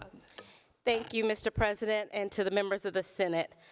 Today, I stand as a point of personal interest to recognize that April 11th through April 17th is known as Black Maternal Health Week and is observed each year. Black Maternal Health Week is a national campaign to raise awareness, build activism, and advance community-driven solutions to the Black maternal health crisis in the United States. It exists because Black women continue to face disproportionately high rates of pregnancy-related death and complications driven not by biology, but by systemic inequities in our healthcare access, quality of care, and the broader social determinants of health. Nationally, Black women are 3 times more likely to die from pregnancy-related causes, and more than 80% of the deaths are considered preventable. In South Carolina, these disparities are especially urgent. Our state ranks 8th, I'm gonna repeat that, 8th highest in the nation for maternal mortality, and Black women are approximately 4 times more likely to die from pregnancy-related causes than white women. Pregnancy-related mortality in South Carolina has increased in recent years, with rates for Black women roughly twice as high as for white women. Up to 94% of pregnancy-related deaths in the state are preventable, and a majority occur in the postpartum period.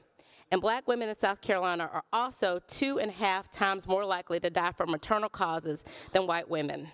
These outcomes reflect systemic issues, including implicit bias in healthcare, gaps in insurance coverage, lack of access to high-quality hospitals, and insufficient postpartum care rather than individual behaviors.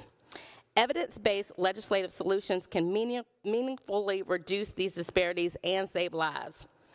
As policymakers, we should also look at prioritizing expanding Medicaid, postpartum coverage to 12 months, ensuring continuous care during high-risk periods, investing in community-based models of care, including doulas, midwives, and culturally competent providers, which has been shown to improve outcares of patient trust, requiring implicit bias and anti-racism training in healthcare providers to address disparities in treatment and diagnosis, and expanding access to care in rural and underserved areas. As lawmakers, we have an obligation to look seriously at policies that improve prenatal care, postpartum care, maternal mental health, Medicaid access, rural healthcare access, and workforce shortages in maternal care. As a mom who has lost a child during pregnancy, and my 3 other pregnancies, I was on bed rest for somewhere between 2 weeks to a month, had high blood pressure, potential preeclampsia, and one time in the hospital, I was rushed overnight because my blood pressure spiked so high, they were worried that they needed to take the baby in order to save the life of myself and my baby. I know how important this is, not only in our state, but in our nation. And as policymakers, it is definitely our duty as we bring forth bills to address this urgent issue in our state. Black Maternal Health Week is a call to action. It is a reminder that healthy mothers build healthy families, healthy communities, and a healthier South Carolina. And so I ask that we honor this week not only with words, but with meaningful action. There are several bills that are pending here in the Senate and the House that will address this issue, and I look forward to continuing to work with you all to make sure that we're improving the lives of all mothers and all babies in the state of South Carolina. Thank you, Senator from Richland, Senator Devine. Thank you. Senator from Richland, Senator Walker, what purpose do you rise? Ask that the words from the senator from Richland be recorded in the journal. Is there objection to the unanimous consent request that the words from the senator from Richland, Senator Devine, be placed in the journal? Hearing no objection, so ordered, they will be placed in the journal. Thank you, sir. Are there any requests for local bills? Final call. Hearing none.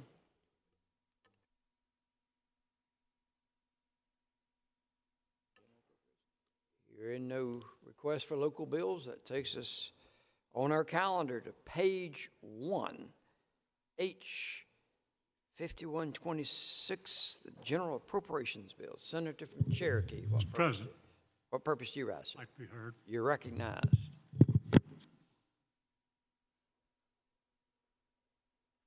I'd ask that you give the chairman of the Finance Committee, the senator from Cherokee, Your attention, please. Thank you, Mr. President, members of the Senate. It's our intent to start debate on the appropriations bill this coming Tuesday at high noon. That's H 5126, Annual Appropriations Act, and H 5127, the Capital Reserve Fund. You have the summary control documents at your desk.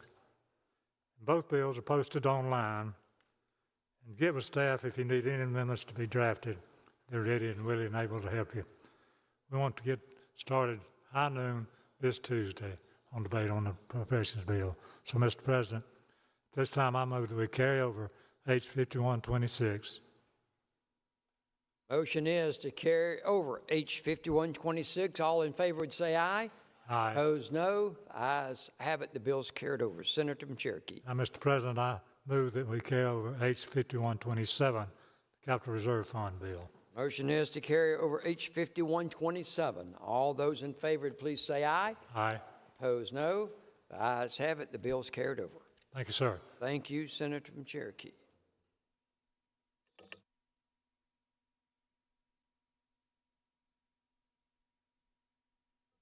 Members of the Senate, please turn with me to page 6 in the calendar. Third reading, statewide, uncontested. First bill for consideration is H 3650. The reading clerk will please read. This is a bill which amends the code related to offenses defined as violent crimes so as to include the offense of discharging firearms at or into a dwelling house, other building, structure, enclosure, vehicle, aircraft, watercraft, or other conveyance so as to create a tiered penalty structure. Pending question is third reading of H 3650. All those in favor would say aye. Opposed, no. The ayes have it. The bill is given a third reading.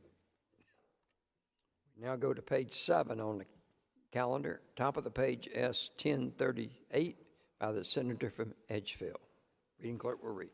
This bill adds a section to the code so as to designate the first day of March of each year as Religious Liberty Day in South Carolina. Question is third reading of S 1038. All those in favor, please say aye. Opposed, no. The ayes have it. S 1038 is given a third reading of the Senate. Further on page 7, H 5284. Reading clerk will please read. This bill amends the code relating to the performance of the duties of the Register of Deeds so as to include Abbeville County among the counties exempt from the requirement that these duties be performed by the clerk of court. Question is third reading of H 5284. All those in favor, please say aye.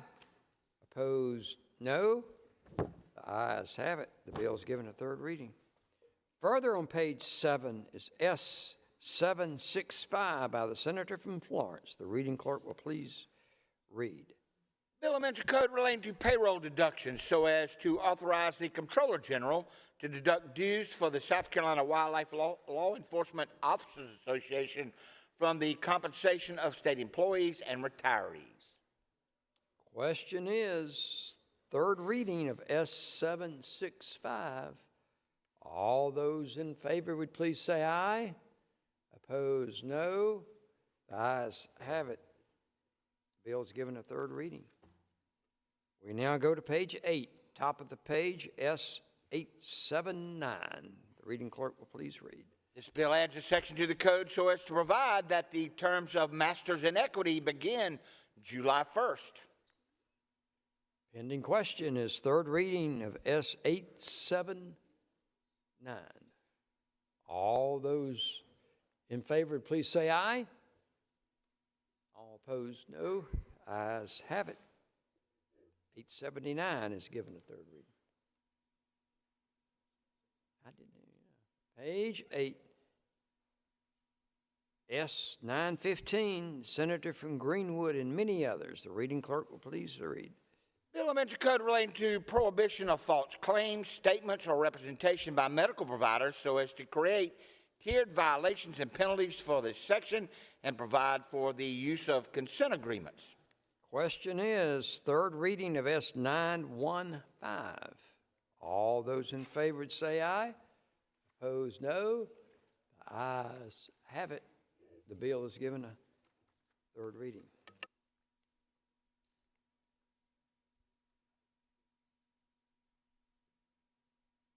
That takes us to statewide second reading uncontested calendar. We start on page 14 of the calendar. Page 14, toward the top of the page, S270, Senator from Orangeburg. What purpose do you ask? Move to carry over. Motion is to carry over S270. All those in favor would say aye. Opposed, no. The ayes have it. The bill's carried over. We go all the way to page 18 on the calendar. H3569. Senator from Edgefield, what purpose do you ask? Carry over. Motion is to carry over H3569. All in favor, would please say aye. Opposed, no.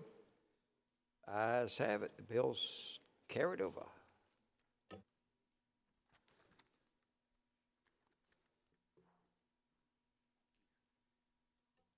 Members, please turn to page 22.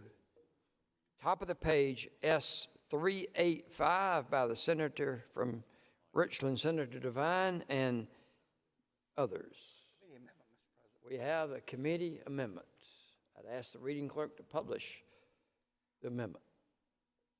The Corrections and Penology Committee proposes the following amendment. Amends the bill. It strikes all after the enacting words and inserts. Section 1, this act may be cited as the South Carolina Women's Childbirth Alternatives, Resources, and Education Care, or WCA Act. Senator from Berkeley, Senator Adams, what purpose do you ask? To explain the amendment and the overall bill. You're recognized. Explain the bill and the amendment that's before us.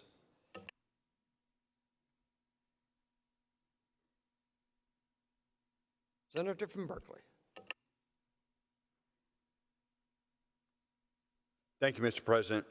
This bill is in regards to the CARE Act, and it allows the judges to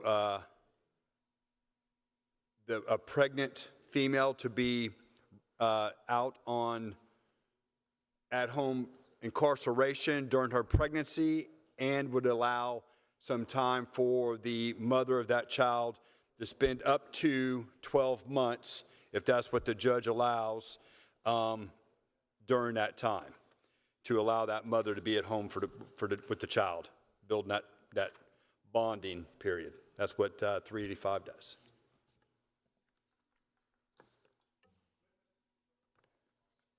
Senator from Greenville, Senator Corbin, what purpose do you ask, sir?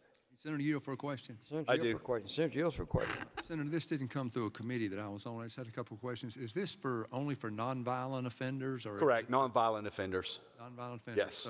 So if they are pregnant when they are convicted and going into the prison, they can basically not have to go to the prison, where they can stay home during the pregnancy? Correct. And then up to a year after that, before Correct. they have to go and begin serving the sentence? That's correct. And does it also cover if they become pregnant? Suppose they've been incarcerated for a couple of years and then become pregnant. Would it then release them to go back home for this period of time? That is correct. But again, that has happened. I don't want to say it doesn't happen. It has happened, but that is very, very seldom. Okay. Was there any discussion as to how many people would currently be available, currently in prison, to take advantage of this? Or I think, if I remember right, it was like 3. Let me see if I have it. It's not a very large number. I think currently right now there's, I don't have it written down right here. It's a very small number. It's not even in the double digits. Was there any discussion as to maybe what the projected numbers might increase to if this passes? No, there it wouldn't increase anything or change anything. It's just it's women that are currently right now. I think it's 7 or is a very low number that would be able to take advantage of this. And again, this is only if the judges allow it, and they don't have to give them up to 12 months. It could be 90 days after the delivery of the baby. Yeah, And I understand what you're trying to do with the bill. I just had those questions. Thank you, Senator. Thank you. Pending question is the adoption of the committee report. All those in favor, please say aye. Opposed, no. The ayes have it. We have no further amendments. Therefore, the question before us is second reading of S 385 at the top of page 22. Senator from Williamsburg, what purpose do you ask? Unanimous consent request. State your request, sir. Listed as a co-sponsor on the bill. Is there objection to the senator from Williamsburg, Senator Sabb, being listed as a co-sponsor? Hearing no objection, senator will be added as a co-sponsor. Senator from Greenville, Senator Allen, what purpose do you rise, sir? Unanimous consent request. State your request. Your Listed as a co-sponsor. Is there objection to the senator from Greenville, Senator Allen, being added as a co-sponsor? Hearing no objection, so ordered. Senator from Beaufort, what purpose do you rise, sir? Unanimous consent request. State your request, sir. Leave for the senator from Spartanburg, Senator Martin, for the day. Is there objection to the unanimous consent request by the senator from Beaufort that the senator from Spartanburg, Senator Martin, have leave for the day? Hearing no objection, Senator Martin will be granted leave for the day. Senator from Colleton, what purpose do you rise? Unanimous consent request State your request. to be added as a co-sponsor and for leave beginning at noon, for me for the rest of the day, beginning at noon. Is there any objection to the senator from Colleton being added as a co-sponsor? Hearing no objection, and that leave will be granted from noon for the remainder of the day. Hearing no objection to that unanimous consent request, it's granted. We'll proceed with the second reading roll call. The clerk has rung the bell. Senator from Berkeley, Senator Adams, what purpose do you rise? Unanimous consent, leave for the senator from Spartanburg, Senator Kimbrell. Is there objection to the unanimous consent request that the senator from Spartanburg, Senator Kimbrell, have leave? Hearing no objection, it's so ordered. We will proceed with the roll. Senator from Anderson, Senator Gambrell, what purpose do you rise? Unanimous consent request. State your request. Leave for the senator from Georgetown, Senator Goldfinch. Is there objection to the unanimous consent that Senator Goldfinch have leave for the day? Hearing no objection, so ordered. We'll proceed with the roll call. The reading clerk will call the roll of the Senate. Second reading, S 385, top of page 22. Mr. Adams. Aye. Mr. Alexander. Aye. Mr. Allen. Aye. Mr. Bennett.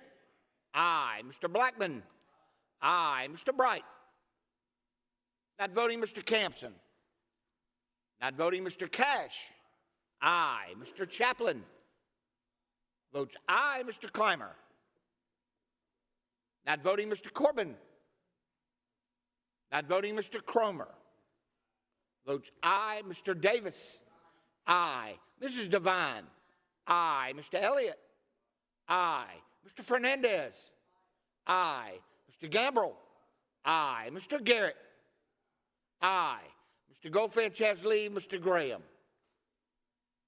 Mr. Graham not voting. Mr. Grooms has leave. Mr. Hembry. Aye. Mr. Hutto. Aye. Mr. Jackson. Not voting, Mr. Johnson. Votes aye. Mr. Kennedy has leave. Mr. Kimbrell has leave. Mr. Lieber. Mr. Lieber not voting. Mr. Martin has leave. Mr. Massey. Mr. Massey not voting. Mrs. Matthews votes aye. Mr. Ott. Mr. Ott votes aye. Mr. Peeler. Aye. Mr. Rankin. Aye. Mr. Rickenbaugh. Aye. Mr. Rice. Aye. Mr. Sabb. Aye. Mr. Stubbs votes aye. Mr. Sutton. Aye. Mr. Tedder. Aye. Mr. Turner. Aye. Mr. Verdon. Aye. Mr. Walker votes aye. Mr. Williams. Aye. Mr. Young. Aye. Mr. Zell. Aye. Have all senators voted? Senator Sabb, what?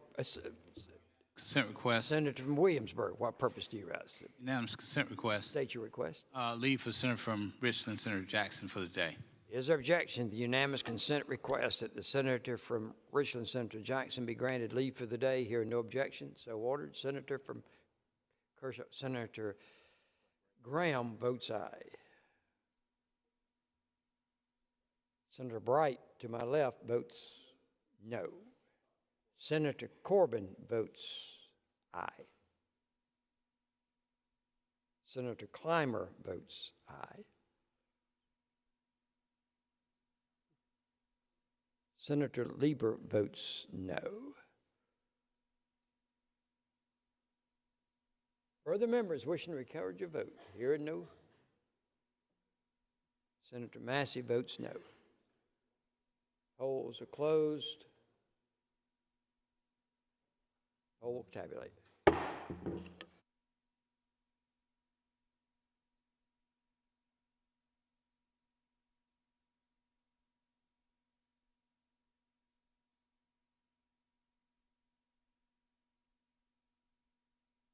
By a vote of 36-3, Bill S-385 is given a second reading of the Senate.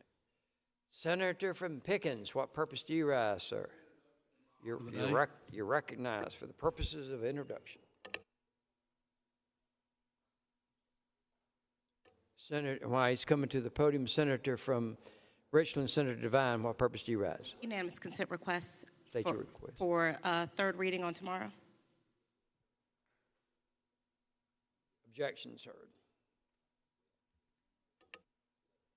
Senator from Pickens. Thank you, Mr. President. Fellow members of the Senate, in the balcony, we have the doctor, and I ought to say doctors of the day up there. On behalf of the President Alexander from Seneca, we've got Dr. Jennifer Hankey, who is in family medicine there. With her, we've got Dr. Johnson and Dr. Jenkins that are in the residency program in Seneca at the Family Medical, or Seneca Family Medical. Thank y'all for coming down. Welcome to the Senate. Delighted to have y'all visiting with us today. It's an honor to have you as Doctor of the Day and for your service back in Oconee County and Seneca. I hope to get to see you a little bit later on. Thank you for your service. Welcome to the Senate. Thank you. Thank you. Good to see you.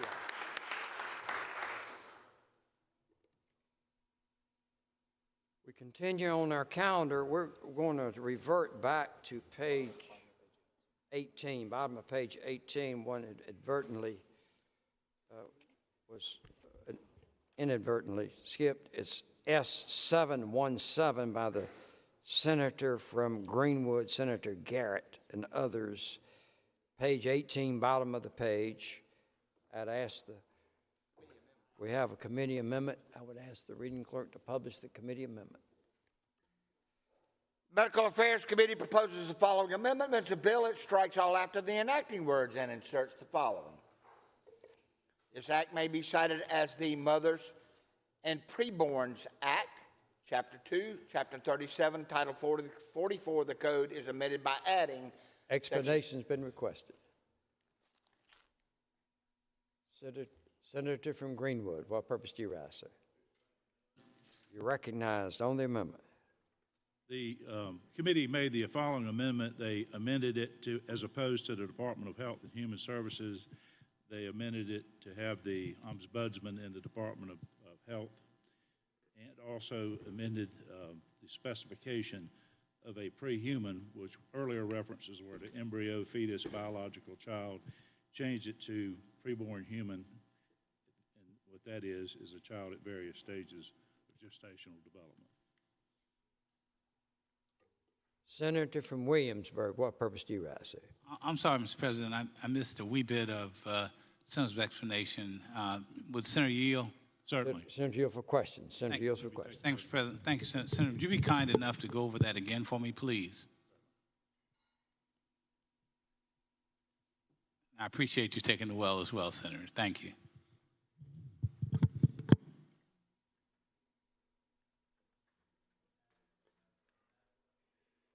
Senator from Greenwood. Thank you. I'll be happy to go over that again. Senator, that was a committee amendment. Originally, this ombudsman, the idea of the ombudsman was to be done in the Department of Health and Human Services. upon further reflection, talking to those departments, it was decided that the proper place would be at the Department of Health. The second issue was a question of an amendment. References to embryo, fetus, biological child were changed to preborn human, and it basically states that any child at various stages of human development, from conception all the way through birth, is now a preborn human being. Senator from Williamsburg, what purpose do you rise, sir? Question or two. Senator Yield for questions. Senator Yields for questions. Senator, you know, I really like from inception your idea associated with this bill. Senator, you know, so much so that I agreed to be a co-sponsor. And I appreciate that. I appreciate your helping the mothers of South Carolina and the babies of South Carolina. Yes, sir. I think that the bill before that this body allowed me to be a co-sponsor of, coupled with this bill, goes in the right direction. But you know, Senator, I've got a little concern about the amendment and the definition that's been inserted in the amendment, because I think it's the first time that we've essentially defined human in our code. Is that right? As far as I know, it's the first time. Listen, as you recall, when we got our Supreme Court opinion, some justices called the child a fetus. Some called the child a blastocyte. Some called it a clump of cells. And as far as human dignity is concerned, can you imagine that we don't have a definition for what a human being is in its earliest stages of development? And so, again, as we move forward in our future,